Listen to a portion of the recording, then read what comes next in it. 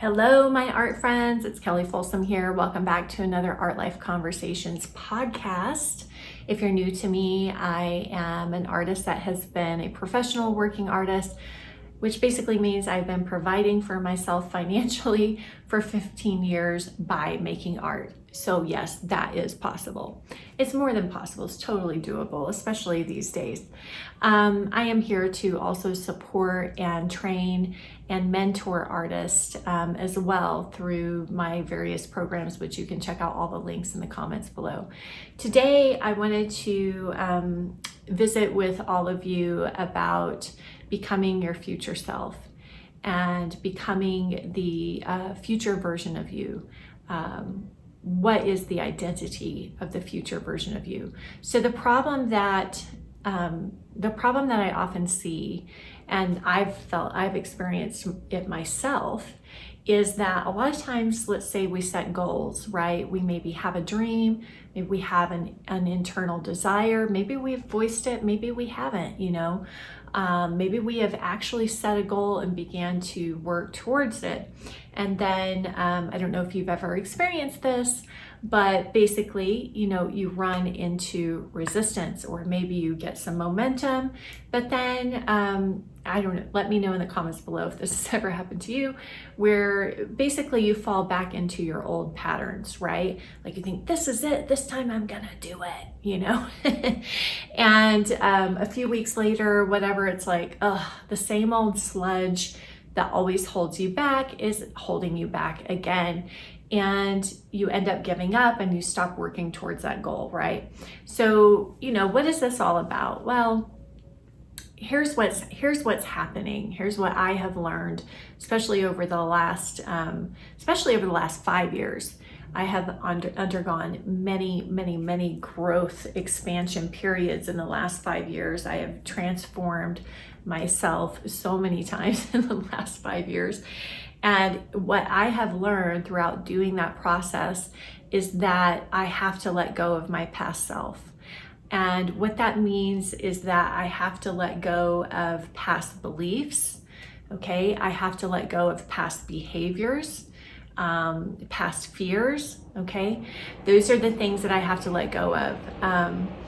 Sometimes you even have to let go of past associations, past relationships that are not serving and supporting you to get to that highest version of yourself, right? That new identity that you're trying to step into and create, via the goals. I mean, that's what the goals are there for, to serve, is to support you in becoming who you are becoming anew, right? Who you're growing into, what identity are you growing into? So the problem really is that a lot of us are trying to become that new version of ourselves while still living like the old version of ourselves. It does not work. It does not work. The old version of yourself will win every time. Okay, so you have to be willing, first and foremost, to release the old version of yourself. And this means really looking at, this new version I want to step into. Let's say you want to be a productive, successful artist. You want to be inspired and creating on a regular basis, and you want to begin to get recognition for your work. Let's say, for example, right? You want to start entering shows, winning awards, selling your paintings. Like, the thought of that really feels good to you and you're really excited about it, right? But the old version of you maybe has some wounding around rejection, right? And so if you do not release the old version of you who is scared of rejection, what that's going to do is it's going to sabotage the new version of you. You are going to not want to put your work out there, for example, because you're too scared to get rejected. And so guess what? You'll never become that highest version of you that your heart desires to become, right?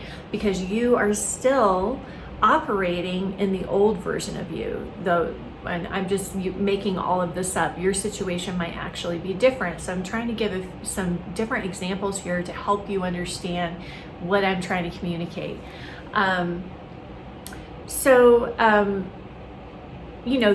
This I went through this as well. So for example, like I wanted a future as an artist. And so the first thing I did in service of that future version of me as an artist was I signed up to go to art school. The old version of me was terrified to do that, but I had to do it anyway, right?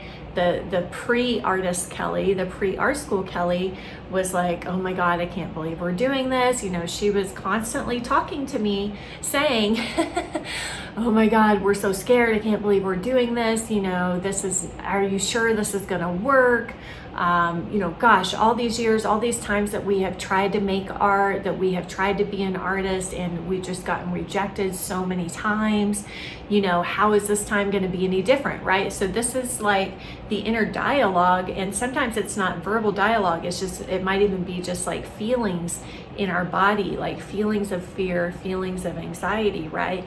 That is the past version of us trying to protect. It's really just trying to protect us and trying to keep us in the comfort zone. Staying in that fixed mindset is the past version of us, right?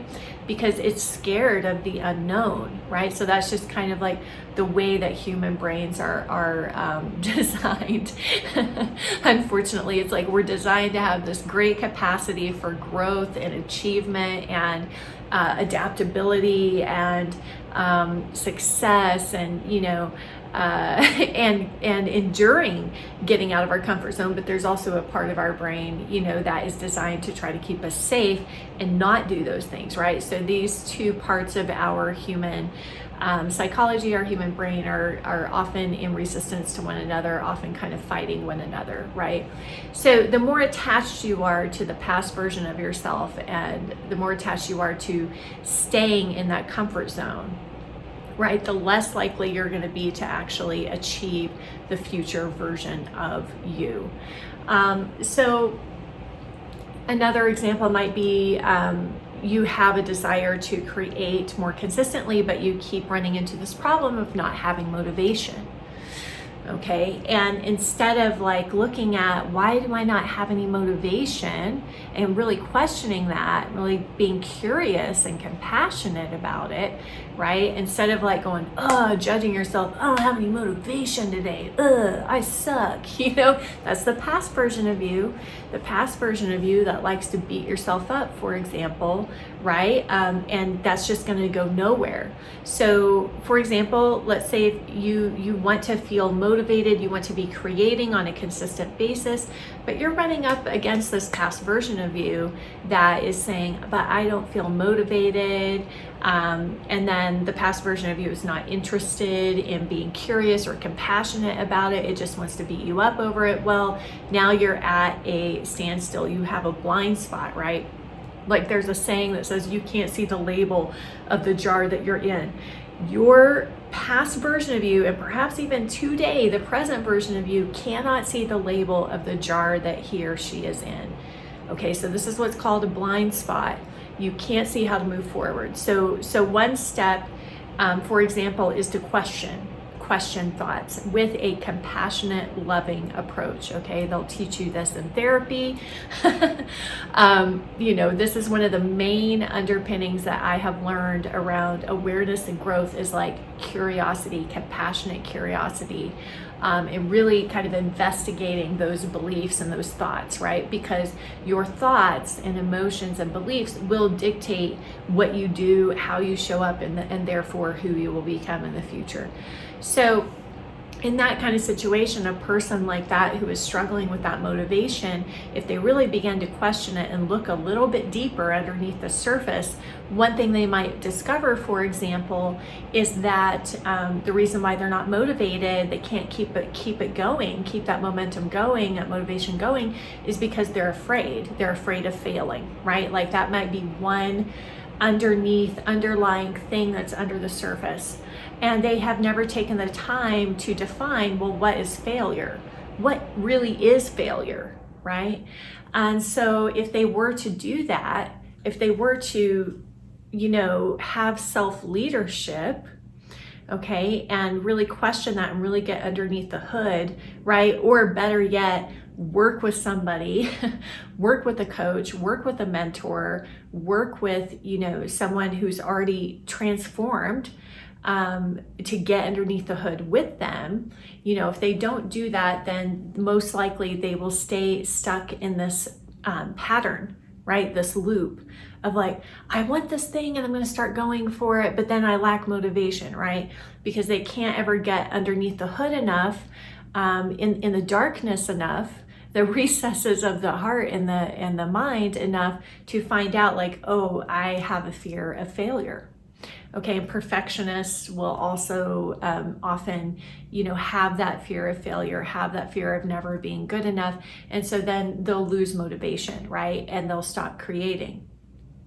Okay, and artists who, like myself, who are highly creative and highly productive, they do not have such a strong fear of failure, right? They don't see every painting or every work of art that they create as a success or a fail. They only see failure as like not showing up or giving up. That's the only definition of failure for somebody like myself, is like just not trying anymore. Okay, that is the only way to fail, is to not show up and not try.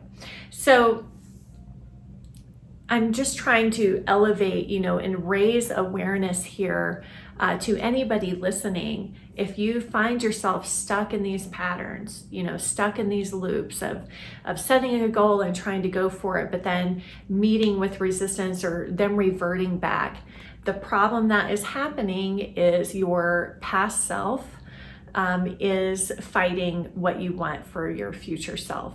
Okay, so you have to begin to have the behaviors and actions and beliefs that your future self will have to have in order to reach that level of success. Okay, so I'm going to leave you all with that today. Think about that. Think about what kind of behaviors, beliefs, okay, and actions would I need to take in order to be this future version of me. Okay, because it's be, do, have. You're going to have to be that future version of you first before you can have the rewards and outcomes of that future version. Okay, so in the example that I gave, you are going to have the beliefs of a highly productive artist, for example.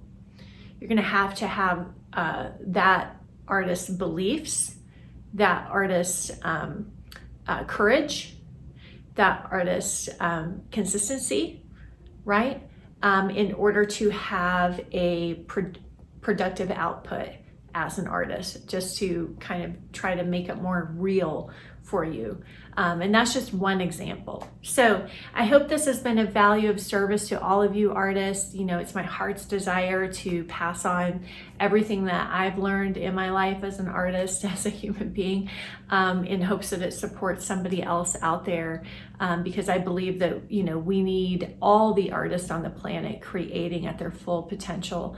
The more the merrier, right? Like, we need all artists operating on a high vibe as an artist, highly successful artist. That is what I see for the future, my hope for the future, my hope for you as well. In the meantime, you can check out all the resources I have in the comments below for you. There's a ton of free resources as well for you, including this video. And also I do have an amazing retreat coming up here in Denver, Colorado, called the Art Stars Retreat. This is all about unleashing your inner art star. We're going to work through all of those past self beliefs and blocks, uncover those. We're going to be working on your future goal setting, goal planning, and creating a 90-day plan for you that you can walk away with from the retreat, as well as many other things. So definitely check that out because the deadline is drawing near. There's also an early bird discount for you if you sign up by August 1st. So if you're feeling called to take this big step forward and get in a supportive environment, then definitely check it out. And I look forward to continuing the conversation with all of you. So let me know your thoughts in the comments below, and bye for now.